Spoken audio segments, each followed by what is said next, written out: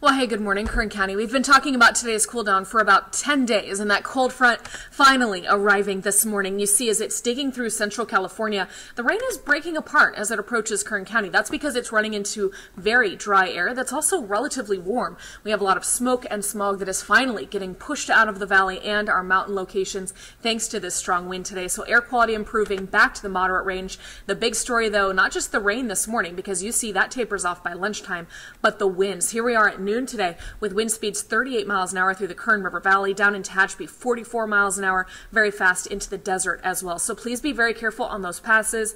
Here on the valley floor and down into the desert, especially in areas where we don't get rain, there could be some blowing dust due to these very fast winds and the dry conditions, as you know. Still blustery at 4 p.m. after the cold front has passed. These winds help to push the clouds out of the area, dry us out, but those very fast winds through the pass as people are trying to get out of town could be dangerous on the 58 and also down over the Grapevine as well. So if you're driving a high-profile vehicle, a big rig, a camper, a trailer, please be very careful. Maybe postpone that trip until tomorrow morning if you can. Now heading into 11 p.m., you see how those winds are still breezy, but they've died down. That's when our wind advisory expires and weak high pressure is setting up for the weekend ahead, which means sunny 70s. Until then, as for the rain, we're going to get the most of it from Frazier Park to Tehachapi, especially where those clouds get stuck. Down into Arvin and other locations closer to the foothills, they have a little bit of a better chance to see rain. Delano getting the most out of the valley because they're a little bit higher over that pocket of dry air that's causing such evaporation problems here in Bakersfield, where we will be lucky to get a hundredth, maybe only a trace. But some scattered showers are very exciting to talk about. This big cool down, I think that's really the talker today. 68 in Bakersfield. We haven't seen temperatures like that since the middle of May. We're acclimated to the 80s. We were at 90 this week. We're going to be at 90 again next week. So to be at 68, just startling. Make sure that you're bundling up yourself and the kids for the day ahead, because even after the sky is clear and the sunshine comes out, that's not doing anything to warm us up. These winds will really be biting through your coats up in the mountain locations. Lower 60s in Kernville and Isabella, 51 in Tehachapi, 50 in Frazier Park today. So really it feels like it's in the 40s there with these winds.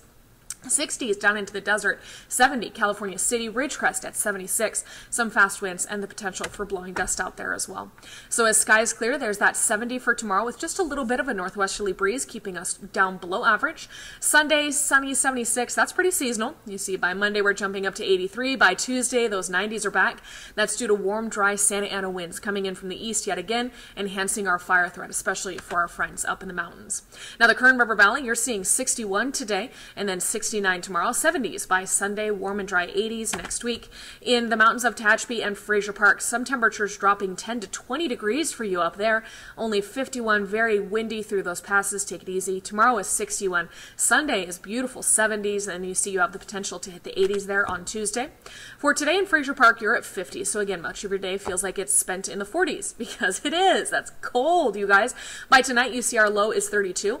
Those coldest temperatures happen after the rain is gone as the skies have cleared, the winds die down. That does leave us with the potential for some frost tomorrow. I don't think it's widespread. I don't think we're going to have any ice, and this doesn't mean snow for us because, again, these coldest temperatures happen after the rain is gone. One more note for next week, not only is it warm and dry, but see by Wednesday into Thursday, temperatures start tapering off. By next weekend, the weekend before Halloween, we are looking at sunny 70s once again, and it's too far out to tell for sure, but for now, the computer models are hinting at it being dry and clear for the holiday. Halloween is a week from next Tuesday, about a week and a half to go, you guys. So now that we're approaching Halloween, we're going to start to see more and more beautiful colors here in California. The fall foliage forecast shows us that our area is in this olive green color right here on the map. That shows that our peak for the fall colors is in late October to early November here in the Central Valley and our southern mountains. Those of you who are traveling like my mom right now in Boston are enjoying the fall colors already. So if you are taking